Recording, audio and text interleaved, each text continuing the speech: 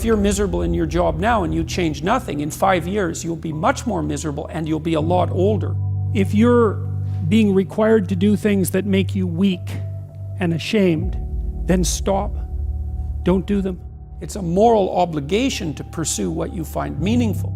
If you're being oppressed, and I mean in your soul, by what you're required to swallow at work, well, you think you're not paying a price for that?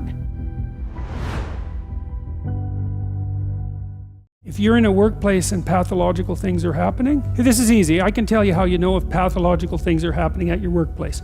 If you're being required to do things that make you weak and ashamed, then stop.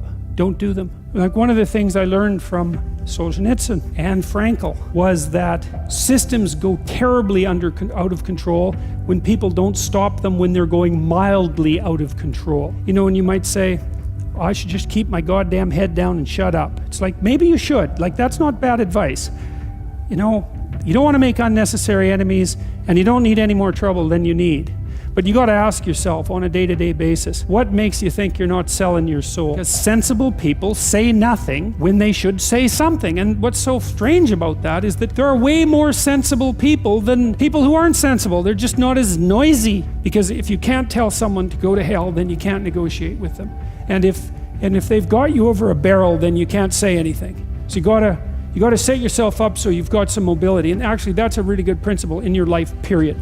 You should set yourself up so that you have a lateral move at hand. And then you should find out, well, are there things at work that are disturbing my soul? You know, and you find that out. First of all, you ask yourself, okay, I'm disturbed at work. Okay, I'm probably weak and deceitful and useless and lazy. You might as well start with that.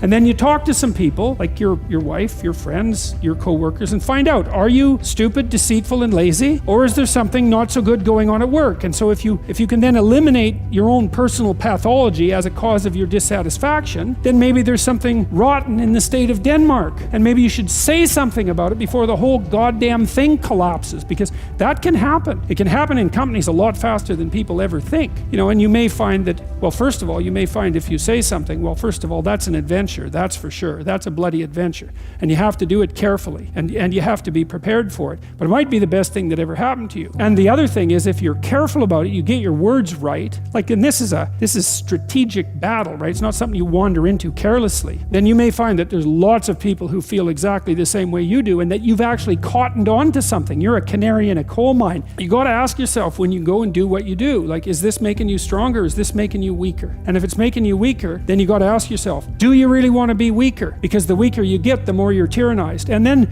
worse than that, like the weaker you get, the more bitter you get. And the more you'll work towards terrible things, the more you'll snap at your wife, the more you'll kick your kids. It's no joke to be tyrannized at work. And so I would say you have an ethical responsibility as a citizen to forthrightly confront creeping tyranny no matter where it occurs. Part of what we're learning, I would say, from these stories, if we're learning anything at all, is that if you're aimed at the good, which is a question you really got to ask yourself, you know. If you're genuinely aimed at the good, then take heart, because you're a lot stronger than you think. It might be difficult, but it's not futile. If you get your words right, you have something to say, there'll be an impact of those words. It might not be the impact that you would choose.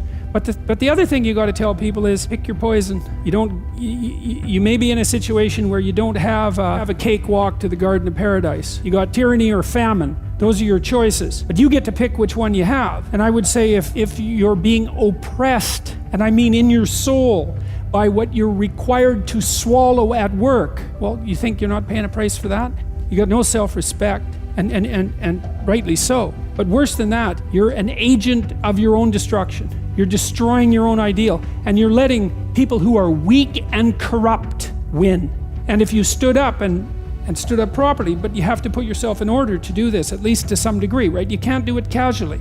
You have to do it from some position of preparedness and strength. Then what makes you think you couldn't scare them back into the corners? And that would be a good thing. And, you know, the alternative, personally, is bad because there's a psychological degeneration that goes along with it. I've seen this with many, many of the people that I've worked with who have been tyrannized in the workplace to the absolute detriment of their psychological and physical health, right?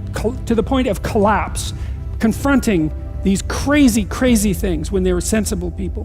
That's a terrible price to pay, man. Like it's a bad price. Well, you should be afraid of taking risks and pursuing something meaningful, but you should be more afraid of staying where you are if it's making you miserable. It's like the first thing you want to do is dispense with the idea that you get to have any permanent security outside of your ability to contend and adapt. It's the same issue with children. It's like you're paying a price by sitting there being miserable. And you might say, well, the devil I know is better than the one I don't. It's like, don't be so sure of that. Clock is ticking. Yeah, and if you're miserable in your job now and you change nothing, in 5 years you'll be much more miserable and you'll be a lot older. It's a moral obligation to pursue what you find meaningful. And that doesn't mean it's easy. It might require sacrifice. If you need to change your job too, let's say you have a family and children and a mortgage, you have responsibilities. You've already picked up those responsibilities. You don't just get to walk away scot-free and say, well, I don't like my job, I quit. That's no strategy. But what you might have to do is you think, well, this job is killing my soul. All right, so what do I have to do about that? Well, I have to look for another job. Well, no one wants to hire me. It's like, okay, maybe you need to educate yourself more. Maybe you need to maybe you need to sharpen your social skills. Like, you have to think about these things strategically. If you're going to switch careers, you have to do it like an intelligent, responsible person. That might take you a couple of years of effort to do properly. I think it's more important to have an ethos, an ethic. So I have a program, for example, called the Future Authoring Program, which is a writing program that enables people to develop a vision for their life and then to develop a strategy. And so it's based on the idea, imagine that, and it's an extension of the ideas in the book, or at least something along the same lines. I've dealt with hundreds of people in my clinical and consulting practice, and we set a goal, we develop a vision and work towards it, and things inevitably get better for people. So it's not a luxury, it's difficult. It's a moral responsibility, and it isn't happiness. It's not, the pursuit isn't for happiness.